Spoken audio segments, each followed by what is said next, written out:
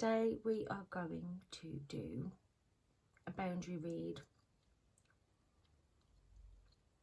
So I want to invite the energy, connect in, and see what wants to come through today. Now, it's been in my mind for a few days a specific way that this is going to happen. This is a new process to me. So bear with me.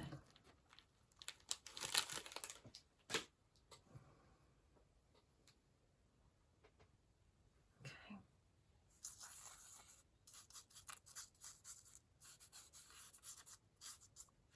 So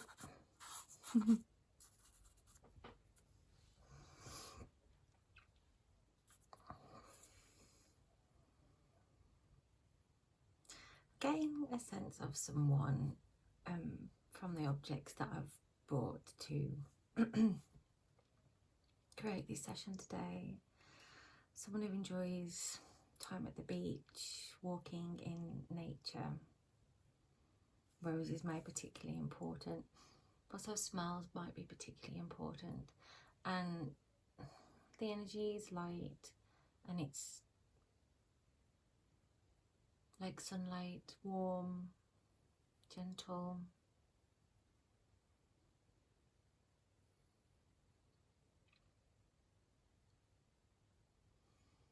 What pattern do you need assisting with today? How can I assist you? So underneath that, I feel it in my solar plexus, and where I could see a woman walking along a scorched grass path next to the ocean with the sun setting. Now I feel like a shadow behind, something creeping in, a worry. And the person's looking down. I'm scratching my neck. I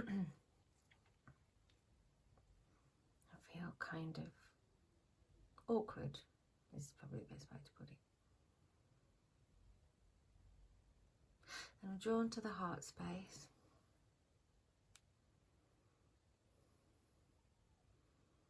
And there's a darkness on the heart. Seeing the heart break open.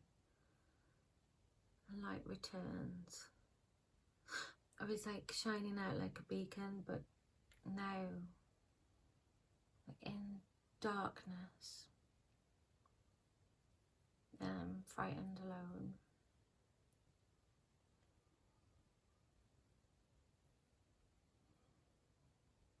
But there is a torch. Okay. Now following, seems like there's a familiar path, but there is a sort of drop coming.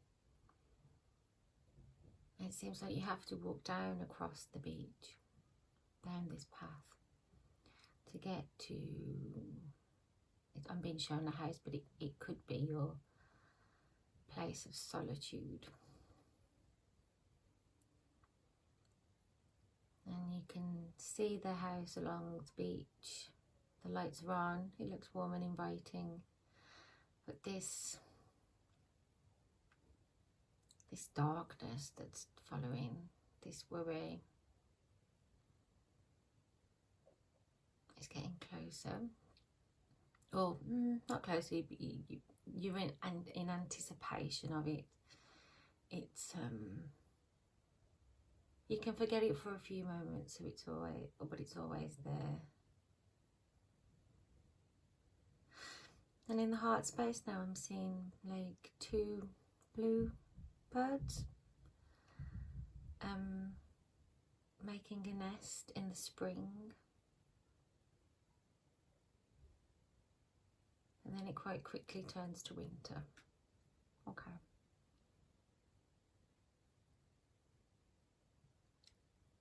it feels like you set up home with somebody, made a life with somebody, and early on it was the spring. It was because they're like the bluebirds from Snow White, I think it is.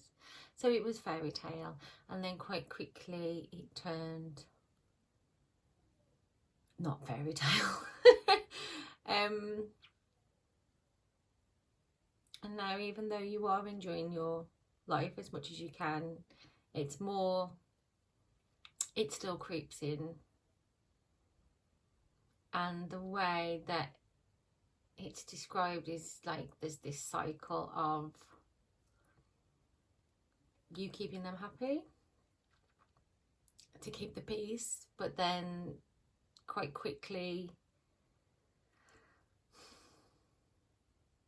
they can turn and you will automatically sort of respond.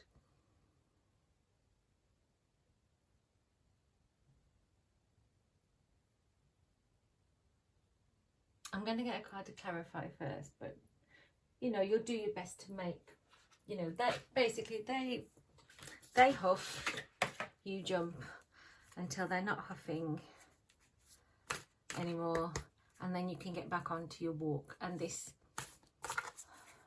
until you can get back to your happy place. So this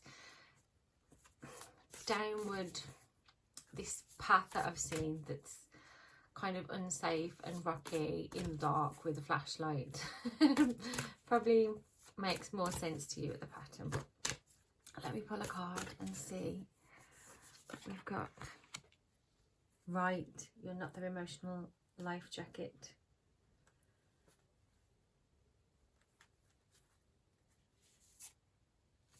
Okay. I've also got pull up a chair and sit with it. And I did see a flash of project that onto someone with lower standards. So,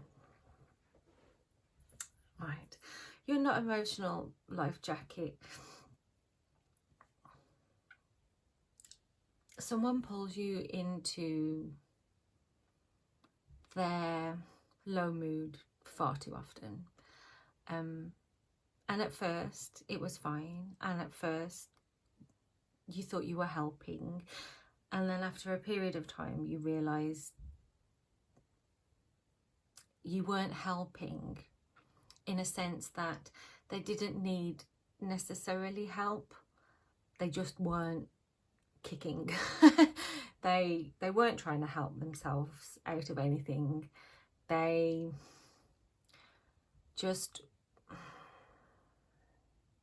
and this might sound super harsh, but I'm going to go with it anyway. They're potentially using the things that they felt were going wrong in their life to keep you tending to them, to keep you doting on them, to keep you close, to keep you concerned, to keep you available.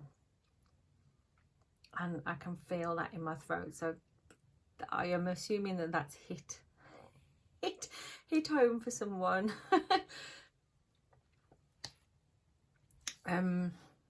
Yeah. And it's a very tricky situation to deal with. Pull up a chair and sit with it. So I'm not sure at the moment whether this is for you. Do you need to sit and be really honest about this person in your life's motivations? Oh, confirmation verb. Excuse me. Or do you also need to sit with yourself? I'm feeling that in my throat now and my chest. I feel like you've outgrown this situation, but I also feel like guilt is encouraging you to stay.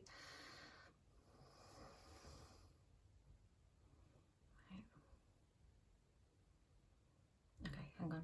Not that yet. Okay. One more card. Okay, one more card.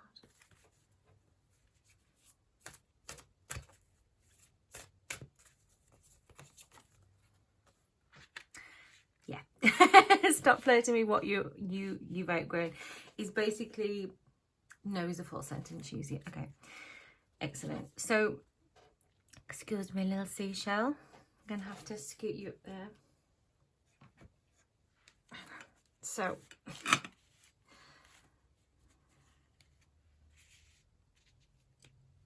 you stay here, thank you. So I think you can see everything now. It's a little wonky, but let's not let perfectionism get in the way of this beautiful message. So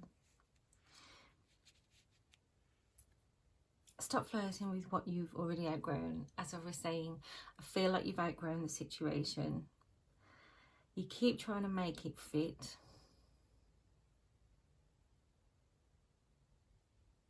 Because at some point you loved this person. At some point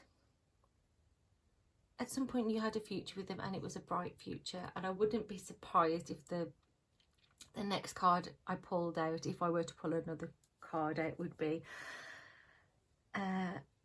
fast track to flip all, which is essentially about future pacing. And sometimes when you've met someone and everything's amazing, and then, as I saw in the beginning of the read, everything turns pretty ugly pretty quickly. And ugly is the wrong word, heavy. I feel like the winter was the best analogy, because it went from being spring with all this hope and potential, with, you know, the summer and the harvest coming, but you kind of skipped summer and you skipped summer and autumn and went straight into winter, cold, dark, heavy. I see you bracing against the rain and the cold, and you have a flashlight, so that's interesting. And we'll come back to that. No is a full sentence. Use it. A quiet steady no is when the universe's most sacred sound.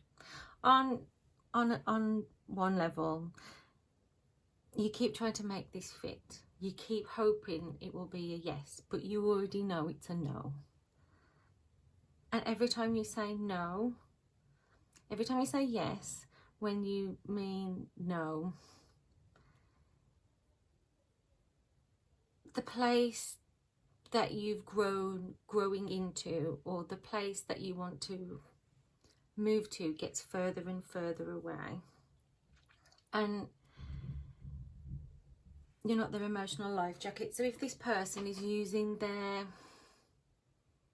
not even using, sorry, because that's very judgmental and I don't mean to be, but if this person is not helping themselves, they're not trying to get out of the position that they are in, they just want you to kind of stay there with them. At some point, if you want to step out of this, you will have to start saying no. You will have to consider not being available to that particular loop. Because as I saw you walking, and I know this is more about reading energy as opposed to an activity that you actually do, even though it might be an activity that you do. If you want that lovely walk in the evening sunlight with this, you know, with the sea and the smell of the flower fields, to end with you just, not even to end, but to continue, instead of the dark night coming in and putting you on a rocky path. At some point you're gonna have to not be available to that particular play pattern. I'm not sure how you would call it. Okay, so now I'm gonna do some Reiki and have a look where you might be holding this in your body. And if you wish to accept, please say silently or aloud, I accept, or nod, or make some sort of gesture. Okay, bear with me. And I can hear a baby crying downstairs, so it feels poignant to consider that the reason you're making the best of this is because there are children involved, and that would also support the nest, wouldn't it?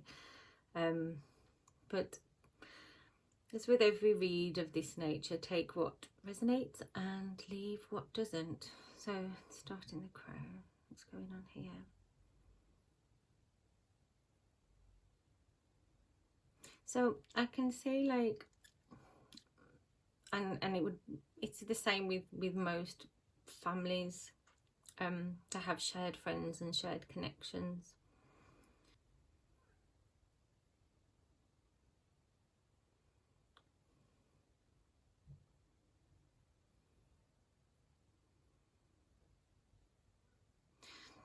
I'll just say what I'm hearing. You can't see a way out. You're scared of speaking your truth because of the turbulence it brings. That's putting a lot of weight on your shoulders. Okay, and when I come to the heart space, I feel like you're whether you're conscious or not, you're literally gripping your chest. I'm seeing the symbol for Gebo, which is the rune of reciprocal exchange, and in this instance it feels like nothing's coming in and nothing's going out, and you're kind of just gripping to maintain equilibrium. And as I said that, I can really feel the energy wrestling, and I've become quite overwhelmed. So,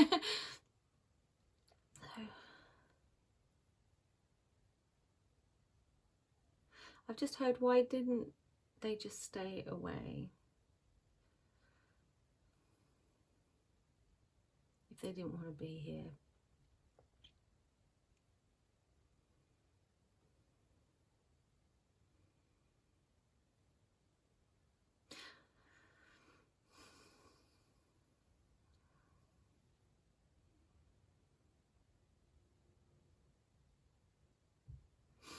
I feel though that torch though is your strength, because when I come to the solar plexus, it's shining like the sun. So your strength is out, I don't want to say outstanding. Well, I've said outstanding now, but I don't want to make this a competition. But you have a lot of strength, you have a lot of power, and you know that. I feel you know that, and if you don't know that, now you know that. Okay. Oh, and when I come to the sacral, oh, this feels like a big release there. Oh yeah, yawning. Okay. And I can hear there's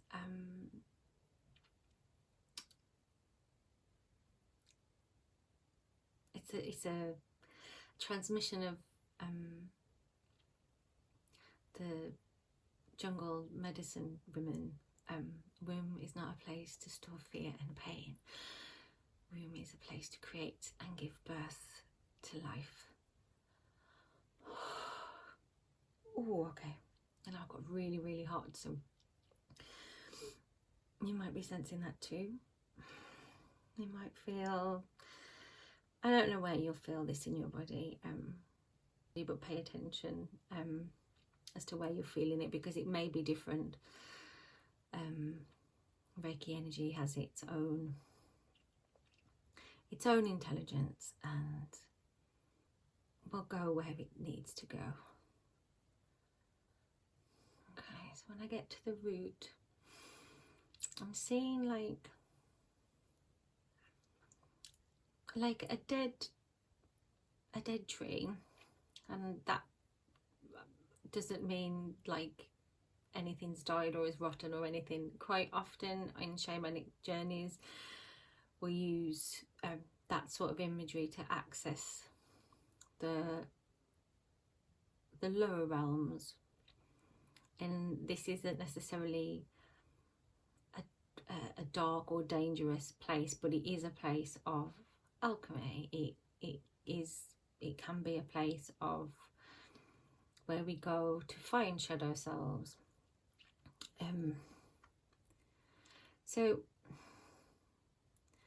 But I see you poised at the top of this, and you're like looking down to see, I'm assuming if it's that person is there. Almost like, am I safe to go down? Because I'm sensing that maybe you're okay with navigating the highs and lows of your life.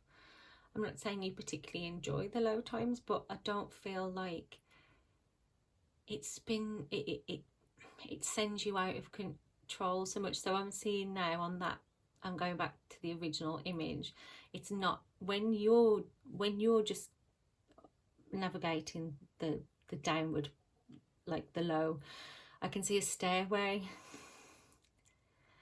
But when this other person experiences like the lows of life, or just the, you know, then it's this dark, rocky, treacherous path, unstable, uncertain. It feels scary. But when it's just you, you're more like, yeah, you've got it. That's the only way I can describe it.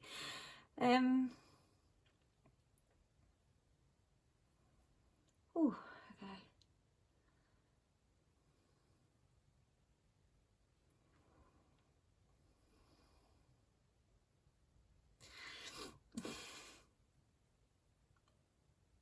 And I've just got quite emotional because as I've sort of looked at the flipped over to looking at your energy from all sides, and your lower back, I saw like a moth butterfly.